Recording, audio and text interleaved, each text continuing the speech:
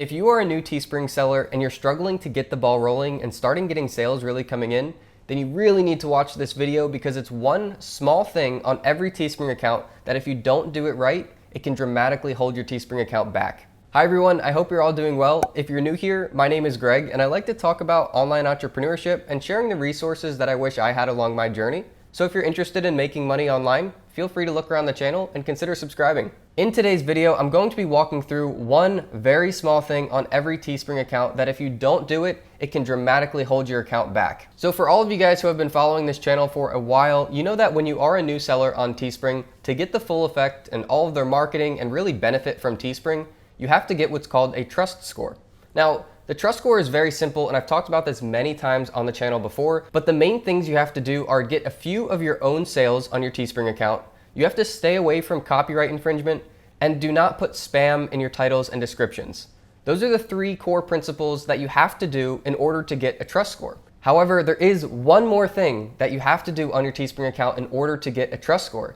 You may be doing all three of the other things, but not doing this one little thing, and that may be the reason why you don't have a trust score on Teespring. What this small thing is verifying your payment information. Now, I know that sounds a little bit complicated, but it is very simple to do. All you have to do is click your email up in the top right corner, and then click on Settings. Then once you do that, scroll down until you have your payment options. This is either PayPal or Payoneer. All you have to do here is connect one of these. Now, when you type in the email address that you want to connect, it's going to send out a confirmation email. Now, the other question you may be having is, what if I don't have a PayPal account or I don't have a Payoneer account? Well, no problem at all. You can go and you can create one of these completely for free. You don't need a business version of any of these. And for Teespring as a whole, you don't need a business license. You don't need anything special. It all goes through your personal income, and you can create a personal free account on PayPal or Payoneer. The reason that they offer both of these options and not just one is because PayPal is primarily focused on United States payments. And then if you're located outside of the United States, that's where Payoneer comes in, again, completely free, and they pay to over 200 different countries in 90 different currencies. So if you don't have an account on either PayPal or Payoneer, I recommend setting one up.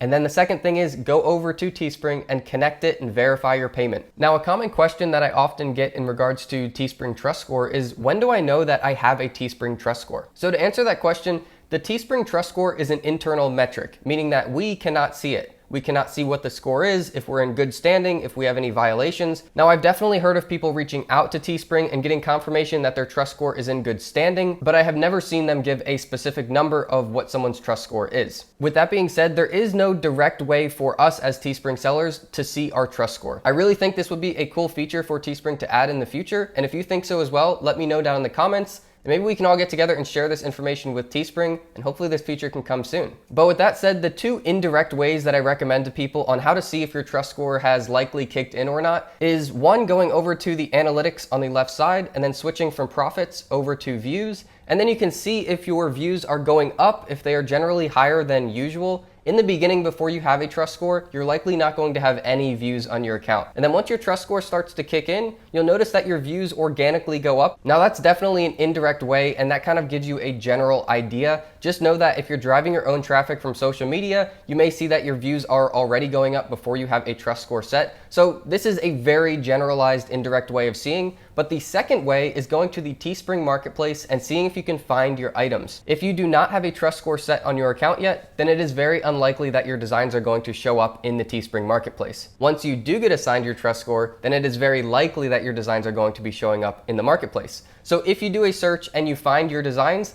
that is a good sign that you have a trust score and it has been assigned for your account. All in all, the main benefit of having a trust score is that all of the Teespring marketing is going to kick in for you. Now, if you're curious what all of that marketing is that Teespring does for you, you can find that out by going to Settings along the left side, and then scrolling down just a little bit, and you'll see in the Increase Your Sales section, all of these should be toggle switched on, and these are all the different ways that Teespring is going to do marketing for you. And remember, all of this marketing that Teespring is doing is paid advertising on their end, but we do not have to pay for it as sellers. The way that Teespring can afford to do these paid marketing efforts is because when they get a sale through their paid marketing efforts, the ones listed here, they take a split of that profit. But the cool thing is you will never get a bill. So let's say that for their paid marketing efforts, they take $5 of a $10 profit sale. If it costs them less than $5 to acquire that sale and they're getting $5 profit from that marketing, they are still going to be profitable. And then you didn't have to do anything They did all the paid marketing for you, and you still get to collect your portion of $5 from that sale. Now, those are just general numbers to give you an example of how the paid marketing and trust score works on Teespring, but I hope that helps to clarify. So before this video comes to an end, I just wanted to throw in one more piece of advice. It's a big mistake that I've been seeing people make, and it's kind of a big fail point that a lot of new Teespring sellers are falling into. And what that is as they gather all this information, stuff from here on my YouTube channel, from other YouTube channels, from Teespring's articles,